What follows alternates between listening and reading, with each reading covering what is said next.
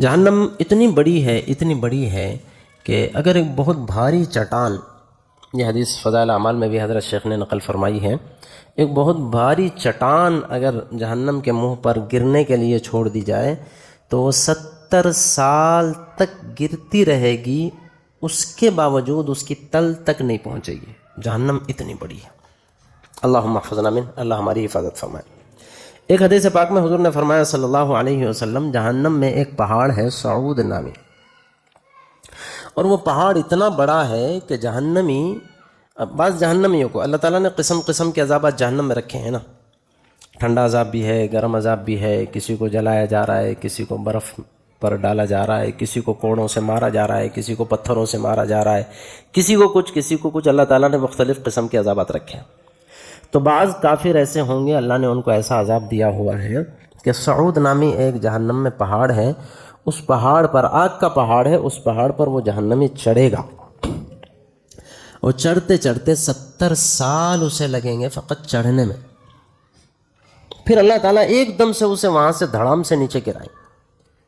اندازہ لگائیں کتنا بلند ہوگا کہ جہاں چڑھنے میں 70 سال لگے ہیں، وہاں سے پھر دھڑام سے اسے نیچے گرایا جائے گا، گرتے ہی پھر کام اس کا شروع، پھر وہ چڑھنا ہی شروع کرے گا، عذاب میں رہے گا، جلتا رہے گا، اور چڑھتے جاؤ اور گرتے جاؤ، اللہ ہماری حفاظت فرمائے۔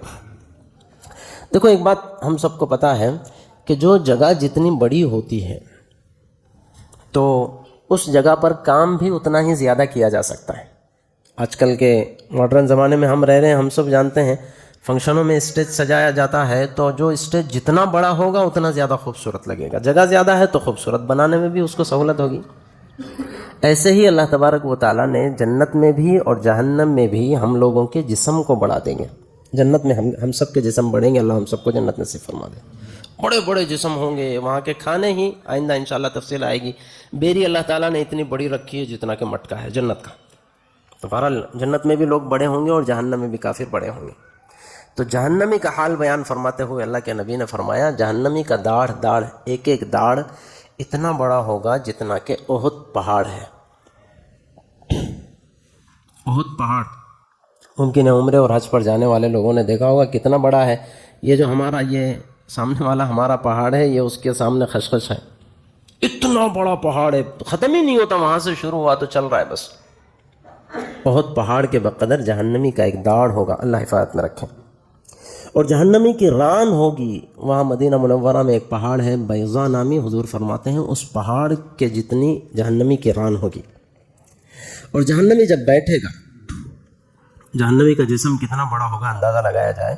جہنمی جب بیٹھے گا، جیسے ہم بیٹھتے ہیں مثلاً، تو چھوٹا بچہ بیٹھے تو 1 فٹ کے فاصلے میں بیٹھ گیا، بڑا 1.5 فٹ 2 فٹ کے اندر ہم سب بیٹھ جاتے ہیں۔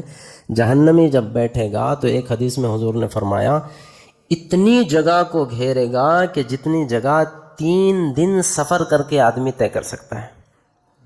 یہاں سے ابھی ہم سفر شروع کریں تو 3 دن کے بعد جتنی دور پہنچیں گے، اتنا بڑا فاصلہ ایک حدیث میں حضور نے فرمایا۔ اور ایک حدیث میں فرمایا مکہ مکرمہ سے لے کے مدینہ منورہ تک کا درمیان کا جتنا فاصلہ ہے، وہ فاصلے کو بھر دے گا ایک جہنمی کی بیٹھک۔ اور کتنا فاصلہ ہے؟ 400 کلومیٹر دور سے زیادہ کا فاصلہ ہے، ہم جانتے ہیں۔ مکہ مکرمہ سے مدینہ منورہ تک کا فاصلہ 400 کلومیٹر دور سے زیادہ کا فاصلہ ہے۔ جہنمی کی بیٹھک میں یہ حصہ گھیر دیا جائے گا، اتنا بڑا جہنمی ہوگا، اللہ ہماری حفاظت فرمائے۔ اللہ کے رسول نے فرمایا صلی اللہ علیہ وسلم، جہنمی اپنی زبان کو گھسیٹ رہا ہوگا نیچے ڈال کر کے، اور اس کی زبان کو لوگ رونتے ہوں گے، اس پر چلتے ہوں گے، اور وہ جہنمی کی زبان کتنی ہوگی؟ حضور فرماتے ہیں 5 یا 10 کلومیٹر دور کے فاصلے کو گھیرے گی جہنمی کی زبان۔ کلومیٹر حضور نے نہیں فرمایا، حضور نے فرمایا 1 یا 2 فرسخ، اور فرسخ، 1 فرسخ 3 میل کا ہوتا ہے، اور 1 میل 1.5 کلومیٹر دور سے زیادہ کا فاصلہ رکھتا ہے۔ اس حساب سے تقریباً 5 یا 10 کلومیٹر دور کا ایریا صرف زبان گھیرے گی، زبان جو اس کو نیچے آگ پر ڈالے گا، لوگ اس کو رونتے رہیں گے۔ اللہم احفظنا من۔ اللہ کا عذاب کا مطلب بعض مرتبہ ہم لوگوں کے ذہن میں، کسی کے ذہن میں شیطان کی طرف سے بات آتی ہے، بھئی ہم مسلمان ہیں نا، ایک نہ ایک دن جنت میں تو جانے ہی والے ہیں، ٹھیک ہے جانے تو تھوڑے دن جہنم میں رہ کے آ جائیں گے۔ وہ تھوڑے دن نہیں ہیں، ہزار سال وہاں کے کچھ بھی نہیں ہے۔ اللہم احفظنا من۔ حضور فرماتے ہیں جہنمی کی یہ جو کھال ہوگی، کھال چمڑی، اس کی موٹائی حضور نے بیان فرمائی جہنمی کی کھال 42 ہاتھ موٹی ہوگی، فقط موٹی. جہنمی کی جو کھال ہے، کھال اس کا موٹاپا فقط 42 ہاتھ کا ہوگا. کیا حال ہوگا اندازہ لگائیں. ہم بقرعید میں جانوروں کو ذبح کرتے ہیں، ذرا سی موٹی ہوتی ہے تو قریشی کہہ دیتا ہے پہلے سے موٹی ہے، حساب سے کاٹو بھائی. کیا حال ہوگا کہ جس کی کھال فقط 42 ہاتھ موٹی ہوگی. اللہم احفظنا من. ایک حدیث پاک میں حضور نے فرمایا صلی اللہ علیہ وسلم، جہنمی کو جو کھانا دیا جائے گا، کھانا کانٹے دار درخت دیے جائیں گے. جہنمی جب کھانا مانگے گا، بلکہ آپ اندازہ لگائیں، حضور فرماتے ہیں 4 جانب سے آگ ہے. کسی کو فرشتے کوڑے مار رہے ہیں، کسی کے سر پر پتھر مارا جا رہا ہے، سر کچلا جا رہا ہے، بڑی بڑی بری حالت میں ہوگا. ہم اس کو حقیقی معنی میں یہاں سمجھ نہیں سکتے، بس ایک اندازے سمجھنا ہے ہم کو. اتنی تکلیف میں ہونے کے باوجود حضور فرماتے ہیں اتنی شدت کی بھوک لگے گی کہ وہ بھوک کی تکلیف کے آگے وہ جہنم کی تکلیف اسے کم محسوس ہوگی. پھر بندہ بھوک کھانا کھانا کھانا کے نام سے چلائے گا، فرشتے اس کے سامنے کانٹے پیش کریں گے. وہ کانٹوں کو کھائے گا تو حلق میں پھنسیں گے. جب حلق میں پھنسیں گے تو آپس میں ایک دوسرے سے گفتگو کریں گے اور یوں کہیں گے کہ دنیا میں ہمارا ماحول یہ تھا کہ جب کوئی حلق میں چیز پھنس جاتی تھی تو ہم اس کو اندر داخل کرنے کے لیے پانی پیا کرتے تھے، پانی طلب کرو. چنانچہ پانی مانگیں گے، پھر فرشتے ان کے سامنے کھولتا ہوا گرم پانی پیش کریں گے. حضور فرماتے ہیں ایک تو اندر کانٹے پھنسے ہوئے تھے حلق میں، پھر ان کو کھولتا ہوا پانی دیا جائے گا تو وہ پانی اتنا زہریلا، اتنا گرم، اتنا خطرناک ہوگا کہ جب وہ ان کے چہرے کے صرف قریب آئے گا تو اس کی گرمی کی وجہ سے سر کی ساری چمڑی بالوں سمیت نکل کر کے گر جائے گی. پانی فقط اتنا زہریلا اور کھولتا ہوا ہوگا. اللہم احفظنا من. سر کے سارے بال چمڑی سمیت نیچے گر جائیں گے، فقط ہڈی ہڈی باقی رہ جائے گی.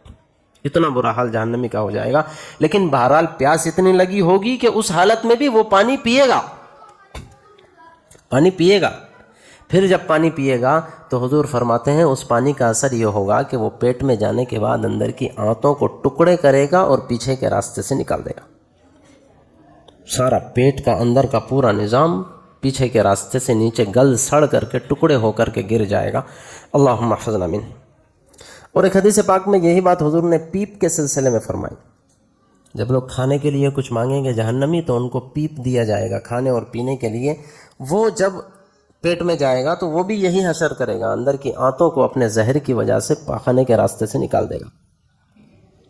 اور وہ پیپ کتنا خطرناک ہے حضور نے ایک حدیث پاک میں بیان فرمایا، اگر ایک بالٹی برابر پیپ اس دنیا میں ڈال دیا جائے تو ساری دنیا بدبو والی ہو جائے، ساری دنیا میں بدبو پھیل جائے، اتنی خطرناک بدبودار وہ پیپ ہوگا. اللہم احفظنا من. ایک حدیث پاک میں حضور نے فرمایا صلی اللہ علیہ وسلم، جب بہت زیادہ پریشان ہو جائیں گے تو جہنمی جہنم کے داروغہ کو پکاریں گے. جہنم کے داروغہ، وہاں کے ذمہ دار کا نام ہے مالک، اس کا نام ہے مالک. اس کو مالک کو پکاریں گے، چیخ پکار کریں گے کہ ہماری کوئی فریاد سننے والا ہے تو ہماری فریاد سنی جائے، ہماری مدد کی جائے. اللہ کے نبی فرماتے ہیں وہ جواب تو دے گا، لیکن کب جواب دے گا؟ ان کی فریاد کرنے، چیخنے، چلانے کے 1000 سال کے بعد. اندازہ لگائے، فریاد کا فقط جواب آئے گا، اس کے بعد بھی ان کی پریشانیوں کا کوئی حل نہیں نکلے گا. فقط جواب دے گا مالک ادھر سے 1000 سال کے بعد کہ بتاؤ تمہارا کیا مسئلہ ہے. پھر وہ اپنی فریاد رکھیں گے تو پھر جواب دے گا کہ رحمان نے تم پر رحم نہیں کیا ہے تو میں تم پر کیا رحم کروں، پڑے ہی رہو ایسے ہی آپ عذاب میں مبتلا. پھر اس کے بعد وہ آپس میں ایک دوسرے سے گفتگو کریں گے اور یوں کہیں گے کہ اب ہمارا صرف ایک ہی سہارا رہا ہے، وہ اللہ تبارک و تعالیٰ کا ہے. پھر اللہ تعالیٰ کو آواز لگانا شروع کریں گے.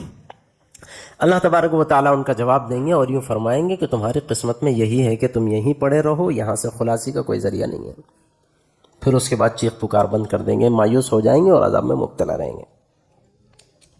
حدیث پاک میں آتا ہے حضور نے فرمایا صلی اللہ علیہ وسلم، یہ جو ہونٹ ہے نا، ہونٹ، اس کو بھی اللہ تبارک و تعالیٰ بڑا کر دیں گے جہنم میں. اور کیسے بڑے ہوں گے؟ یہ نیچے کا ہونٹ لٹک کر کے ناف کے نیچے تک آئے گا. اللہم احفظنا من. اور اوپر کا ہونٹ اوپر اٹھ کر کے سر کے درمیان تک چلا جائے گا. اندازہ لگائے کیا حشر نظر آتا ہوگا اور کیا اس وقت ڈراؤنی صورت نظر آتی ہوں گی. وہ خود جہنمی کی ہوگی، ایسا نہیں کہ سامنے والا کوئی ڈرا رہا ہے، خود جہنمی کا یہ حال ہوگا. کہیں تو پانی کی وجہ سے بالوں سمیت ساری چمڑی گر گئی، کہیں ہونٹ اوپر کا اوپر تک چلا گیا، نیچے کا ناف کے نیچے تک لٹک رہا ہے، پانی پی رہا ہے تو اندر کی آنتوں کو ٹکڑے کر کے نیچے گرا رہا ہے. یہ حشر ہے جہنم کا. اللہم احفظنا من. اللہ کے نبی نے صلی اللہ علیہ وسلم جہنم کی آگ کے بارے میں بیان فرمایا، بات بڑی مشہور ہے، ہم سب جانتے ہیں. وہاں کی آگ دنیا کی آگ سے 70 گنا زیادہ خطرناک ہے.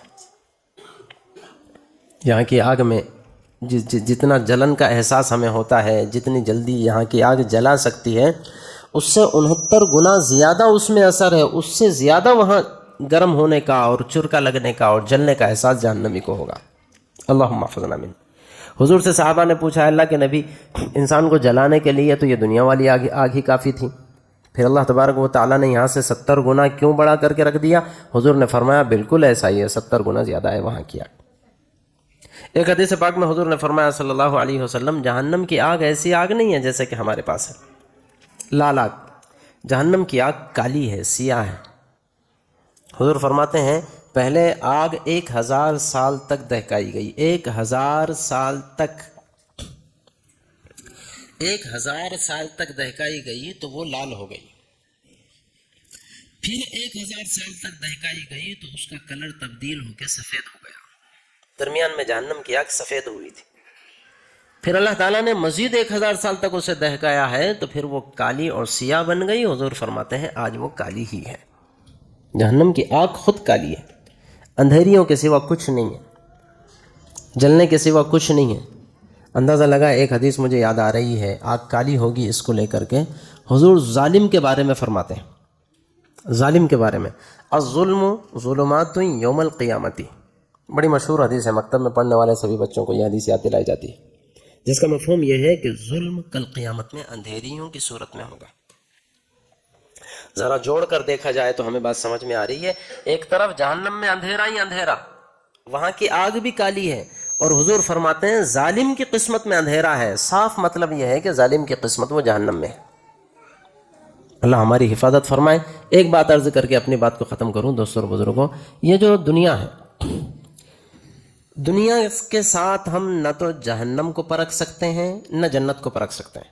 جو نعمت خدا تعالیٰ نے جنت میں رکھی ہے اس کو بھی ہم اس کو دیکھ کر پرکھ نہیں سکتے، اس پر اس کو فٹ نہیں کر سکتے، اس کو اس پر قیاس نہیں کر سکتے. بس نمونے کے طور پہ بعض ایک چیزیں ایسی ہیں جو دنیا میں جنت کا نمونہ ہے، بعض چیزیں ایسی ہیں جو دنیا میں جہنم کا نمونہ ہے، لیکن فقط نمونہ ہے. حقیقت میں جنت کیا ہے، حقیقت میں جہنم کیا ہے، اس کا احساس تو وہاں جانے کے بعد ہی ہوگا. اس لیے بس اتنا مد نظر رکھنا چاہیے کہ جہاں ایک طرف اللہ تبارک و تعالی رحمان ہے، رحیم ہے، ستار ہے، غفار ہے، دوسری طرف اللہ تبارک و تعالی جبار بھی ہے، دوسری طرف اللہ تبارک و تعالی قہار بھی ہے.